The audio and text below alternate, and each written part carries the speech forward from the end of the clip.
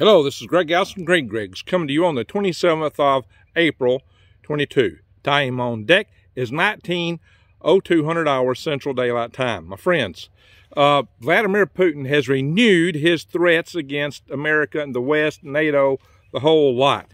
Because what he said, referring to his weapons, and we assume he meant nuclear weapons by this because this is the kind of threat he's been repeatedly making to us.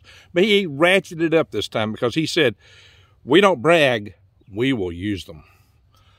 Holy smoke, guys. I'm going to go all into this and tell you a little bit more about what's going on over there. So buckle up and please subscribe to my channel, bang the update notification bell, and click all. But please remember, the times that we live in are highly uncertain. So I would highly encourage you to get prepped in every way you can, including the big box stores, watching my videos on wild edibles, but I would also highly advise you to have some long-term food storage.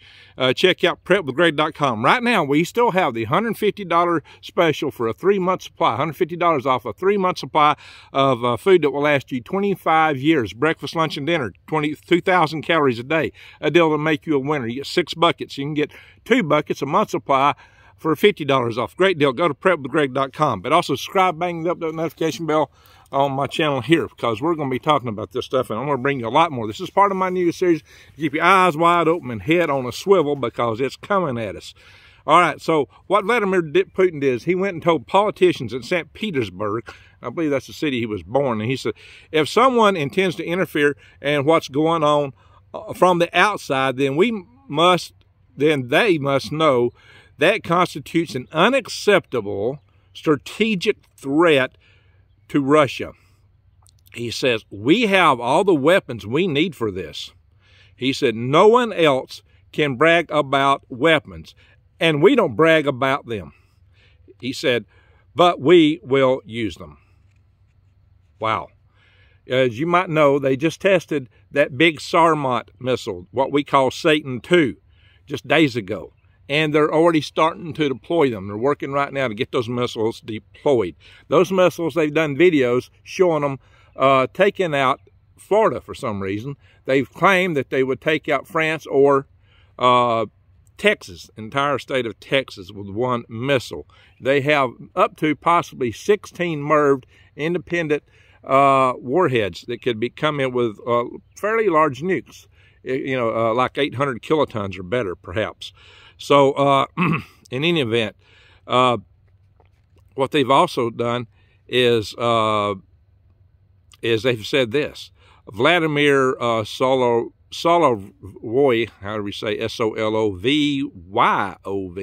Y and a V kind of goes rough on my tongue, said, one Sarmat missile means -1 Great Britain. So now they're threatening Britain. And it's claimed that they could take out 2 Great Britons with these. Yeah. Sergi Lavrov, who, is the Minister for Foreign Affairs with Russia, well, you've heard much from. He's been speaking a lot. He said that the current situation is worse than the Cuban Missile Crisis. Now, I'm standing in a rocket garden here that had a couple of missiles, at least one of them, that was very much a part of that Cuban Missile Crisis. We're going to talk about that here at the end of the video, so stay tuned. Lavrov was asked about the situation, and he answered the following. He says, these risks are very significant. I do not want the danger to be artificially inflated, but it is serious, real. It cannot be understated. And he said a lot more than that at other occasions, and I've covered him several times. Maria Zakharova, spokesperson for Foreign Ministry, I assume that means that she works under Sergi Lavrov, issued a threat to strike NATO nations for supplying arms to Ukraine. So, they previously had said they might strike the arms shipments. Now they're talking about perhaps striking NATO nations. Why has this rhetoric geared up? Maybe it's because these weapon systems are having an effect. Just so happens that over the past day or two, huge explosions have been rocking Russian cities near the Ukraine, across the region. Near the Ukraine, huge explosions. There was an ammunition depot in the city of Belgorod, a fire at a facility near Starya Neldakova. I hope I said that right. The city of Kursk apparently had explosions. Abolya WWIII was hit. Air defenses went off in Voronezh, and there was an oil facility fire in Bryansk. You might recall I just mentioned the city of Belgorod, and or how you say it, Belgorod. They had a huge oil terminal there with huge oil facilities that were hit just a few days ago, and now an ammunition facility has been hit there too. So a lot of stuff happening there, and it's been hit in Russia now from maybe perhaps, you know, weapon systems provided by NATO member nations. So Russia's feeling the sting. Now, there are those that dismiss these claims made by Putin, including, you know, the Boris Johnson, the head of Prime Minister of the United Kingdom. Yeah, who's the head over there? Is it Prime Minister? Is it the Queen? You know, I don't know how to keep up with those Brits, but anyway, Boris Johnson has said that he didn't believe it. He thought Putin was bluffing. There have been several writers of articles and generals and a few other people that claim the same, but many are saying take it serious. You know, what they have said is that if they think there's an existential threat to Russia, and Russia has said that they think this is an existential threat. And why is that? I'm going to have to do a separate video to go into that. Why Russia is making this invasion, what their plans were, and what they ultimately may be if they can pull them off. And why I think that they will fare better in the long run if this war progresses than a lot of people think. And what that means to NATO, the West, what's behind what they're doing. I understand what I think their original reasons are. I'm not saying I agree with them, I'm just saying I understand them. And they're not what you guys have heard a lot of, because there's a lot of, there's a whole lot of just information floating around, true or not, what we call propaganda, okay? Propaganda is heavy from both sides in a war like this. And, you know, no side in this war is crystal clean, okay? But it is the Russians that made the invasion, all right? Russia invaded that nation whose name rhymes with neck pain. I don't want to say it too much because this platform apparently is clamping down on discussions of that nation for some reason. All right, so guys, that's what's happening. We are at risk. Take it serious. We don't know how far this can go. We just really don't know what is really in the head of Vladimir Putin. But I will tell you this.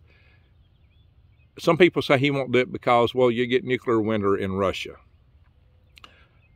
I don't think Vladimir Putin cares. What a dictator cares about is their survival, and their survival means they have to stay in power. If they lose their power, they wind up waking up dead. They don't survive. So I think he would rather live in the bunker for several years and come out, and the Russians would be the few people left remaining, because they have bunkers for millions of people in Russia, unlike us. So Putin said that they could fight a nuclear war and win it. That's what he has said. He has actually made that statement. And the reason is, one, the weapon systems they have, the kind of stuff we talked about with Dr. Peter Vincent Pry, how they could hit us with the first strike and basically take out everything we've got, how they could take us down with an EMP, how they could do so much to us. And our ability to respond would be nil. They could crawl in their bunkers and wait out that nuclear winter. They got enough food and provisions to maintain hundreds of thousands of people for years on end. They could put millions in the bunkers. They've done that in a drill in Moscow. When they got several major bunker facilities in Russia. When I was in the Army, we were taught that they even had bunkers for cattle, pigs, chickens. So they clearly have thought this thing out way beyond what we've done. We've kind of thought, we can't win, so what bother? Well, that was stupid. You know, us preppers believe we can prep and survive, and it's just too bad we gave up civil defense in this country. So you need to call your congressman and give them a lot of grief about that and tell them we need civil defense and we need to harden our power grid. You can go to freedomrestorationfoundation.org and do that. One thing I like to bring you is not just problems, but solutions. There's things that you can do, I can do, that I do to try to make our world a safer place. But there was a time, Sergi Lavrov says this was worse than the Cuban Missile Crisis. Well, my friends, in front of me here is a missile. I'm going to show you here. I want to change screen, excuse me here. This is the Jupiter missile.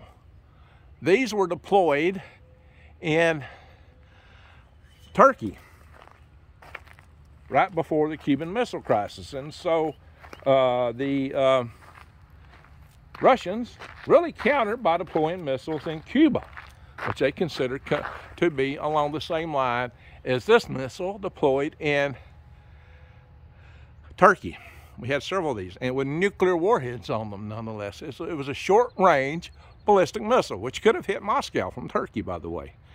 So one of the things that we did silently when we got the Ruskies to pull the Soviet Union to pull their missiles out of Cuba was we dismantled our missiles in Turkey. Now, I often talk to you about Starfish Prime. Starfish Prime was the nuclear experiment where a 1.5 megaton bomb was launched on a Redstone rocket. This, my friends, is a Redstone rocket right here. This is a kind of rocket missile that launched the Starfish Prime 1.5 megaton nuke to orbit. Not to orbit, but to space. High enough that it created an EMP. It was way off from Hawaii, but it still knocked out street lights. Not electronic, street lights got knocked out in Hawaii. Down near the equator, the power of EMP is not nearly as intense as it is when you get further away. And by the way, this is another Redstone rocket, which somehow, because they made some mods, they didn't want to call it Redstone because of the military implications. They called it the Jupiter C. That little thing on the top of it is the Explorer satellite. And then they had a solid rocket stage here. But this really is the Redstone rocket also.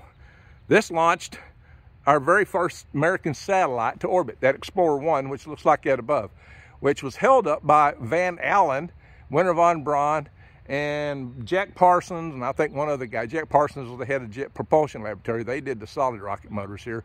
All the rest of this was von Braun's organization right here at Redstone Arsenal that developed this system.